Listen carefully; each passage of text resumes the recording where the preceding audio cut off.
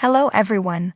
I hope everyone is having a wonderful day. Before starting the video, please go ahead and hit the subscribe button and give this video a thumbs up. Thank you.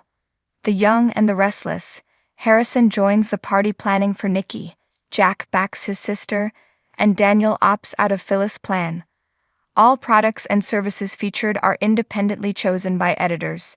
However, soaps.com may receive a commission on orders placed through its retail links, and the retailer may receive certain auditable data for accounting purposes.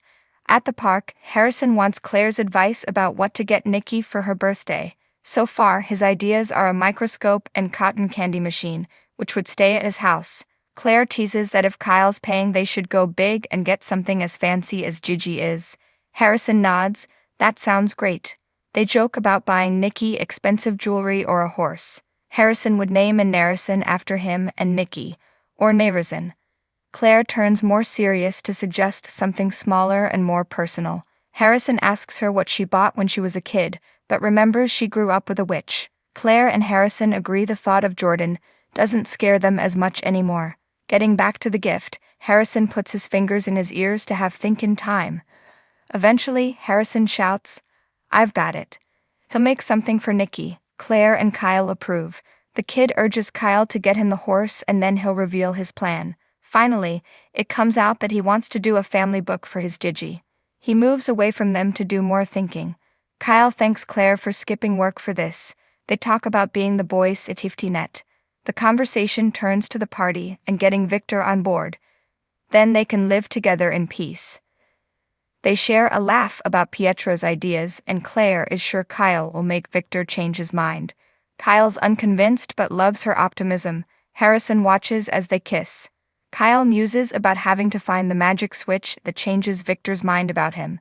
Claire weighs Cole adores her mother so much, he couldn't be mad anymore. Kyle gets it, but doesn't know the method.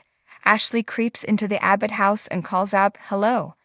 Jack appears and is surprised she's early. She couldn't wait to get home. He asks what she thinks.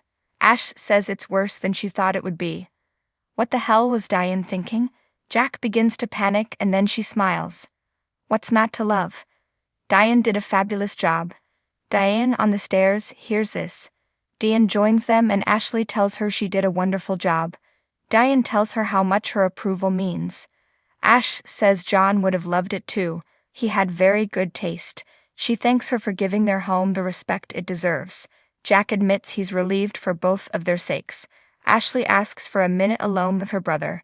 Diane takes a little offense but heads off to work. Jack notices something is off with Ashley. "Tell me what's wrong." Jack and Ashley sit in the dining room. She tells him after Martin attacked her in Paris and she headed off to the clinic, she knew she had her work cut out for her. Jack says she healed. Ashley says that they then realized Martin was still alive. She tears up over the way that he devastated Tracy, who needed to be reassured that she was worthy of love. After she started wondering if she was the one who was stupid and naive and desperate. Maybe her healing wasn't real. Martin sent her to that clinic, not Alan. He wanted her out of the way so he could dupe Tracy. Jack is there for her and wants to help. Ashley wants to take another leave of absence from Jabot. She needs to go back to the clinic.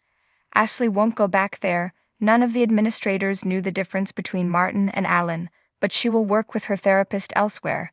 Jack urges his sister to take all the time she needs. He'll look after Tracy. Both of them need to heal. Martin cannot have the last word. Ashley assures her brother that he won't. Jack admires Ash for getting the help she needs. He hates what she and Tracy have been put through. He and Diane are planning a trip and will stay in touch with his sisters. Ashley hugs him as he assures they'll stop in Paris.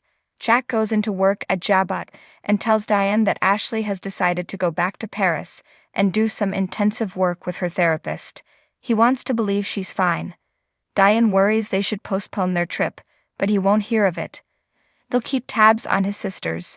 He grumbles about what this man did to them, and Phyllis and Sharon. Diane assures him Martin will pay for what he's done.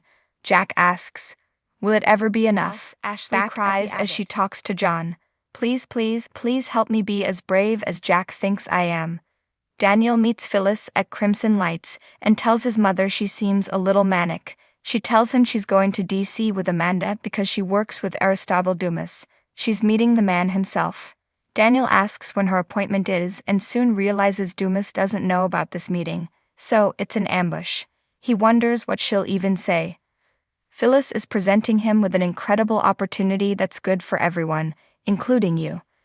Daniel warns his mother not to do this for his sake, and warns Dumas might think she's a stalker. Phyllis thinks he puts up roadblocks because anyone who gets to see him must prove they deserve to see him. She shares her idea is her and Daniel running Chancellor when he takes it away from Victor and Nikki. Daniel cracks up and then realizes she's not kidding. You know what, Mom? I think you've finally gone off the deep end. Phyllis is creating a vision and plans to follow through.